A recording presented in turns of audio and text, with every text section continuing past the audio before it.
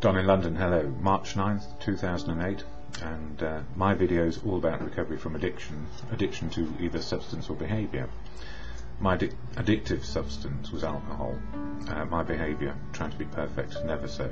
Never ever perfect. And I think I was going through an identity crisis over the last few days. Also a crisis of whether I ought to be doing these videos or not, and what is right for me in the short, medium and long term. So I removed some of my videos because I didn't feel that I was in the right place to be speaking. And what was I trying to speak about? Simply about recovery.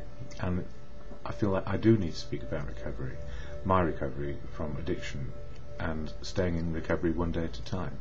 And what helps me do this is Alcoholics Anonymous. My family, society, all the breaks that maybe I never knew were there until I got to a point where there was no point of return on my own. I needed help. And I guess that was my first awakening, if you like, that Don could not do it on his own, and he needed help. And that was some years back.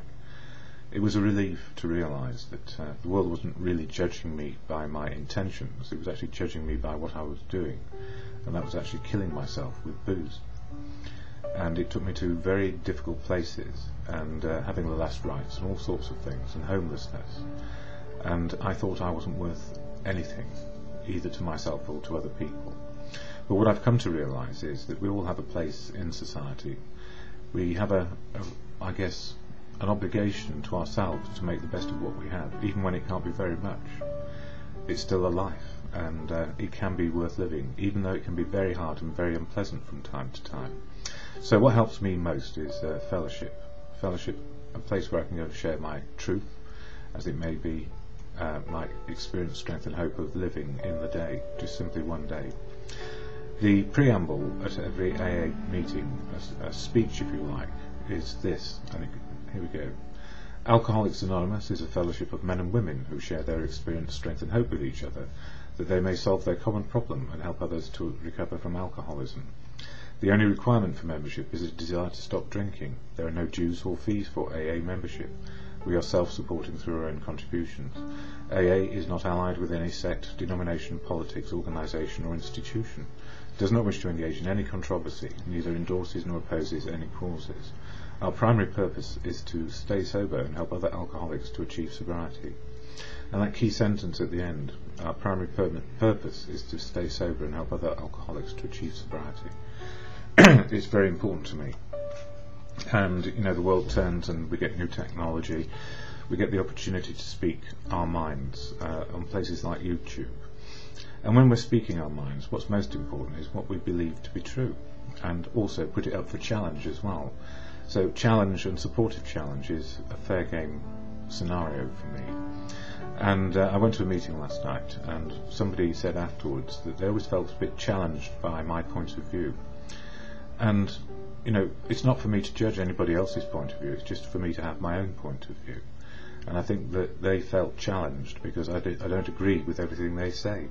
And that's the absolute gift of life, that we can be agreeable some of the time and disagreeable in the sense of we hold to principles or understandings of how life is today, and we just get on and do our bit as we can. So last week, I'm still in regime change, if you like. I've got type 1 diabetes and clinical depression as well as recovery. So it is a full-time job, and I realise that now, that if I'm going to do all my blood sugar testing, all my injections, all the things which keep me sane and able to live in the day, then I need my fellowship meetings, and I need to have my friends and be connected and not be isolated. The worst is isolation, and you know, isolation can come in many forms. We can feel lonely in the company of others because we just feel so awkward and our outlook is so depressed. So there was a lot of desolation around last week, and also an understanding that I cannot be everything to all people, and nor can others be everything to me, that we need a balance of friends, I guess partners sometimes, and everything which helps make life work, just simply in the day. And for me, I do use some of the literature of AA. This one, Daily Reflections, which gives me a page a day about the action program of AA, the 12 steps of action for individuals. and as Bill sees it, one of the co-founders. Again, there's a page a day, if you care to read it. And when we read it, it's not just my interpretation which is important, it's yours. It's how it affects you, or how it impacts on you and your life. And sometimes I'm on the money with everything, and sometimes I'm just completely off the piece. So the gift for everybody is their uniqueness and their authentic being themselves.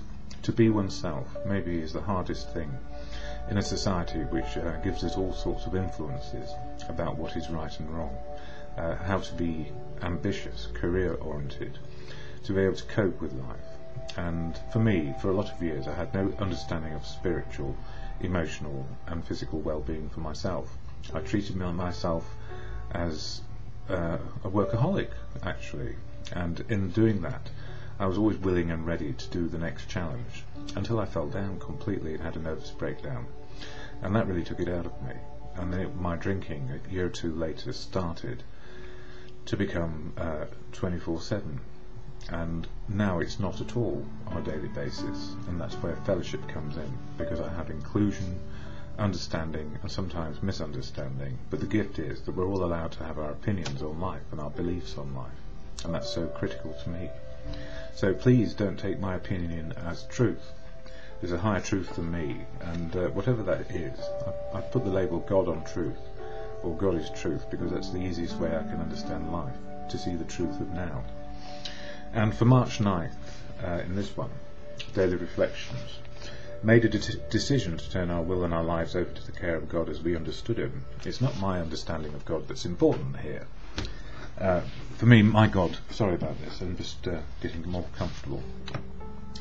The God of my understanding is truth, love. God works through people, and good conscience. So if I just if I had God, if I say God, it's really for me good conscience, the higher conscience that every person has, and the collective good conscience of, I guess, our immediate community, civilization, societies. We're all going in the same direction gradually, and we're all going to end up in the same place. So if we can live in the day, we're probably better off. Anyway, as it says here, made a decision to turn our will and our lives over to the care of God as we understood Him. So for me, it's good conscience. No matter how much one wishes to try, exactly how can one turn his will and his own life over to the care of whatever God he thinks there is? In my search for the answer to this question, I became aware of the wisdom with which it was written. This is a two-part step. I could see many times where I could have died, or at least been injured during my previous style of living, and it never happened. Someone or something was looking after me.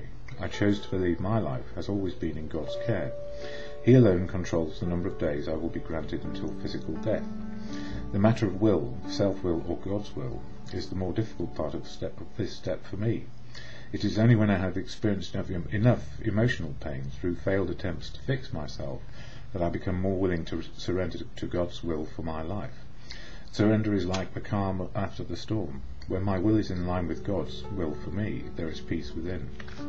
And for me, as I'm not sure atheist, agnostic, and sometimes believer in a God of my understanding, what it's telling me is if I'm part of life and I listen to the good conscience that is coming through in the inner voice that we all have, either to the good or bad of what we are up to, then we have a better chance. And trying to do it all alone, on our own, self-sufficiently, begs the question, why do we have family, community, civilization and society? And the answer is we're very social people and animals, and we need a broader understanding of what is possible and not possible. So for me, God works through people, and God is truth, God is love. I think Gandhi said all those things, and they're fitting for me. But if you have a power which is different, all to the good if it's working for you. So when I say the serenity prayer, God grant me the serenity to accept the things I cannot change, courage to change the things I can, and the wisdom to know the difference. It's not just my wisdom, it's the wisdom of good conscience which I get from everyone.